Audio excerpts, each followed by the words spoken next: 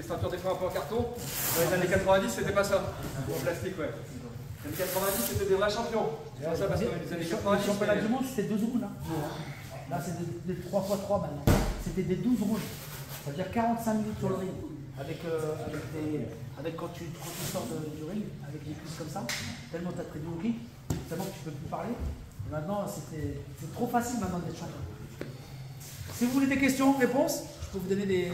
Voilà, posez-moi des questions et je vous dirai tout ce que vous voulez savoir. Ah. C'est quoi ton enchaînement préféré? Enchaînement préféré, je sais pas. En fait, je te pose une question, tu réponds pas? Non, si, mais après ça dépend. Mais moi j'aime bien. J'aime bien sur les attaques en fait. J'aime bien quand on attaque sur des ripostes. C'est beaucoup plus. Comme on a fait tout à l'heure. Sur la droite, là c'est super, c'est bien. T'as un automatisme de combien de fois? Ça dépend. Bah, plus il reste là, plus ça prend. Mitraillette, c'est obligé. Ah, t'as plus de facilité à envoyer les poings ou les jambes? Non, il faut arriver à ce niveau-là, il faut faire les deux. Il faut être le summum parce qu'il ne faut pas que tu puisses avoir une faiblesse sur quelque chose. Parce que les adversaires, ils vont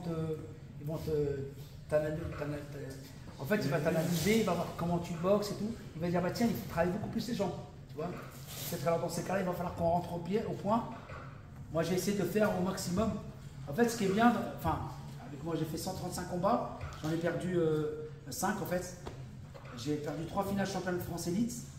Bon, après, voilà, c'est comme ça. J'ai perdu une finale du championnat du monde en full contact.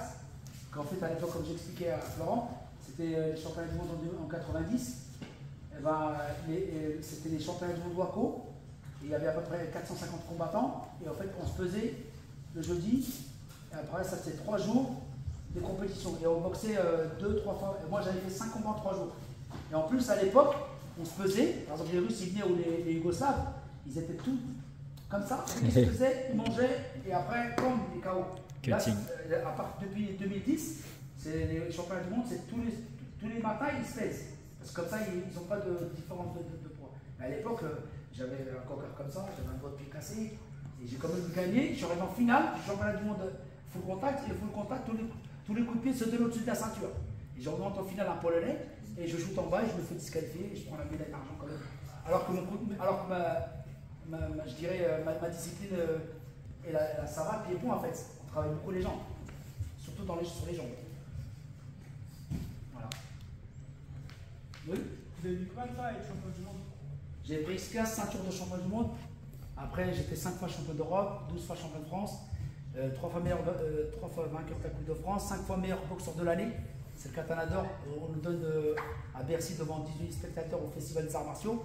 En fait, c'est le jury, c'est les journalistes et les lecteurs qui votent pour. C'est le record, j'ai eu 5 fois le meilleur boxeur de l'année. Quand tu as commencé la boxe? J'ai commencé à l'âge de 16 ans. Au bout de 6 mois, j'ai fait mon premier combat dans un vrai gala avec un casque, avec une touffe. À l'époque? Avec un touffe moulure. Ouais, c'est ça, je te connais comme ça, casser la tête. Et en fait, voilà, j'ai gagné le premier combat, puis je faisais du foot, j'étais très bon au foot. Je jouais au Paris FC, à l'époque, j'étais jeune, j'étais cadet. Et en fait, j'ai dit, je ferai le premier combat, je gagne. Deuxième combat, je gagne. Si je gagne le troisième combat, j'arrête le foot. J'ai arrêté le foot et j'ai pas perdu de 85 jusqu'en 91. 55 combats.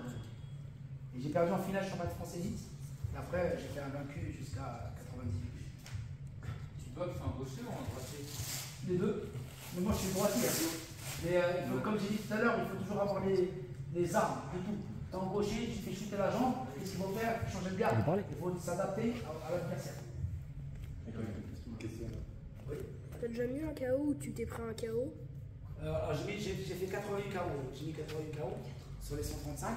Et c'est vrai, j'ai perdu une fois par KO, ouais, en 91. En fait, c'était même pas un KO, c'était un arrêt de l'arbitre. Arrêt du combat, en fait. J'étais sonné, Mais par contre, j'ai repris la revanche l'année d'après. Et après l'autre année, j'ai tous cabossé, tous. Oui, allez. Ouais. En quelle année t'es devenu pro? À quel âge? J'étais le plus jeune champion de France professionnel à 17 ans. Ah, après, 17 ans. En BF? En BF, en fait, il n'y a pas de. Moi, j'étais junior en BF. Ouais. Et j'étais surclassé. D'accord. En fait, junior, c'est 18 18 ans. Et à 18 ans, j'étais déjà en élite, parce qu'en fait, mon entraîneur, il avait fait une dérogation. Et en fait, la fédération a accepté. Et j'étais champion de France. Champion de France élite, j'étais 12 fois champion de France élite. Et après, tu as mis combien de temps sur passer le cap de BS Sabatique? En fait, au début, je faisais les deux. On faisait les deux à l'époque, on pouvait faire ce qu'on voulait. Et en fait, il y a eu un moment, il y a un jour, en 94, il y a eu un pauvre son âme, Redon Bougara, c'est un boxeur qui a boxé. Et en fait, il a boxé en kick, après il a boxé en fight, et il a eu une édème cérébrale. Et quand il a boxé aux États-Unis, il est mort sur le ring. Et après, le ministère des Sports a dit il ne faut plus, si tu fais de la BF, tu fais de la BF. Ouais, c'est par les fédés. Ouais, c'est après que ça a évolué. Après, moi, quand j'ai fini ma carrière en BF, j'ai fait toutes les ceintures mondiales de kick. Comme beaucoup de sortants de la savate. Ouais, il y en a beaucoup. Non. Le même peu qu'il y avait Ouais, finalement, il il y finissait a en un peu, kick. Farinel a fait un peu. Mais le Déjà, mais oui, mais on n'est pas 10, quoi, on est 5. Parce qu'il faut prendre des coups de pied dans les jambes. Hein. Parce que la BF, il n'a rien à voir avec les coups de pied dans les jambes, je vous dire. La chaussure, déjà, ça c'est un rasoir, là. Il le Tu savent, mets quoi. ici. Il le savent déjà.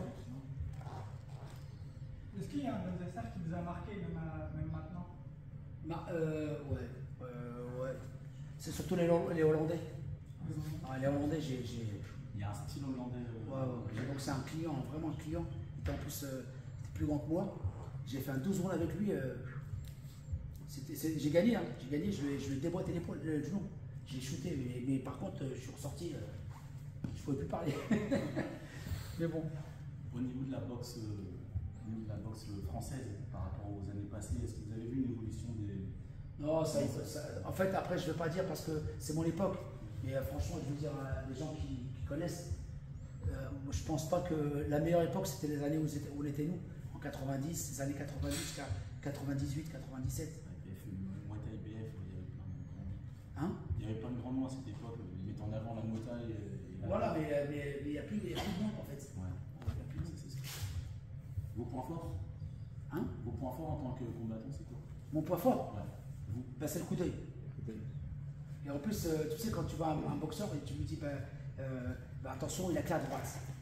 Tu vois ce qu'il a? Il a la droite. C'est ça que tu as pensé qu'à sa droite. Moi, j'ai mis KO avec le gauche, j'ai mis la KO avec la droite, j'ai mis KO avec la jambe gauche, jambe droite. Juste une petite parenthèse, j'ai fait la finale du championnat de France 94. Le combat, il a duré 11 secondes. Pourquoi? Parce que tout simplement, comme j'ai expliqué avec la pointe de pied, l'arbitre il dit allez, il met un coup de pied là, je fais un arrêt de coup de pied et je le mets au foie. Et il tombe, il n'y a plus personne. C'est une question. C'est comme le coup le plus douloureux pour vous. Le coup de quoi? Le coup le plus douloureux que vous avez pris. Le coup de pied douloureux. La boxe, c'est douloureux. C'est pas de la bouffe. Hein. Au niveau des front kick, t'as pris. Non, mais en fait, il faut être fort dans ta tête. Tu prends des coups, il faut être fort. Même moi, j'ai tout fait pour pas prendre de coups. Je faisais des esquives, comme j'expliquais. Je faisais que ça pendant des heures et des heures des esquives. Pourquoi? Parce que je voulais pas prendre de coups, je voulais pas être marqué, moi. Parce que des fois, tu as des boxeurs, ils savent même pas où ils ont garé la voiture. C'est vrai. Mais en fait, après, à force d'esquiver, à force, automatiquement, quand tu fais ça à la salle, automatiquement, ça va sortir sur l'œil un jour ou l'autre. Des fois, je faisais des fautes évidentes. J'ai pas le fait des c'est un middle, tu vois. J'ai pas le choix, je suis obligé d'esquiver en fait. C'est où je le prends, ou je dois esquiver. Et des fois, j'ai esquivé, tu vois. Comment tu as eu ce déclic de franchir la porte du salle? Le quoi? Comment tu as eu ce déclic de te mettre à la boxe? Parce que. Sport individuel? Non, déjà c'était un hasard, un vrai hasard, parce que je suis passé dans la rue, comme ça, et il y avait une fenêtre qui était ouverte comme ça, hop. Et Juste pour pas te passer. Le prof, il va pour fermer la porte. Le prof, qui allait devenir mon futur prof, il va pour fermer la porte. Imagine-toi, il ferme la porte, je serais pareil. C'est ton Et il va premier pour faire. KO avec la porte. Et il va, exactement. Il va pour fermer la porte, il dit c'est intéressant. Et oui. Et il va bien. Et je me suis assis, et le lendemain, il n'a pas lâché l'affaire. Voilà. Par contre, lui, il a investi, enfin il s'est investi parce que en fait c'est un super prof, il était très pédagogue, mais il avait un problème, c'est qu'il était myope en fait. Il avait des lentilles et il avait peur pour ses yeux. Il savait qu'il boxait, il était très technique et il ne pouvait pas faire de combat parce qu'il avait peur. Et tout ce qu'il avait, il a impliqué en fait. Ouais, et après j'ai commencé à apprendre de tout le monde en fait. Même si tu es champion, moi je dis jamais non. Je dis dis-moi, donne-moi des conseils, c'est vrai, t'as raison. Parce que des fois, les gens, les champions, des fois ils sont hautains. Tu vas m'apprendre quelque chose, toi. Tu vois. Et des fois, c'est pas bon. Parce que c'est important de ouvrir les yeux parce que des fois, il va peut-être te donner un conseil qui va t'empêcher.